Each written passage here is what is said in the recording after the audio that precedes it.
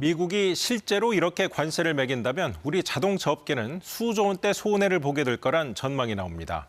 기업 대표단이 미국으로 협상길에 나섰습니다. 박경준 기자가 보도합니다. 한국은 수출량은 멕시코에 이은 두 번째, 금액으로는 멕시코, 일본에 이어 세 번째로 많이 미국에 자동차를 팔았습니다. 모든 수입차에 고율 관세를 물린다 해도 생산기지 역할인 멕시코를 빼면 우리가 가장 큰 타격을 입을 수도 있습니다.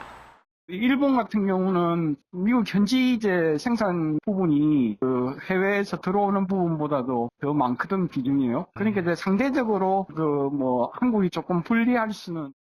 미국이 발표한 25% 관세율은 앞서 업계가 전망한 10%대를 훨씬 웃돕니다.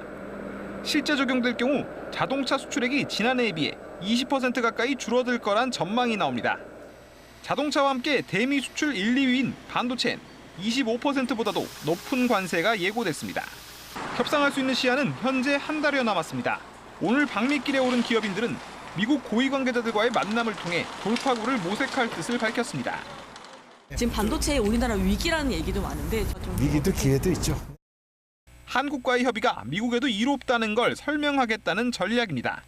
미국에 먼저 당근을 제시하고 큰 피해는 협상으로 막아야 한다는 조언도 나옵니다.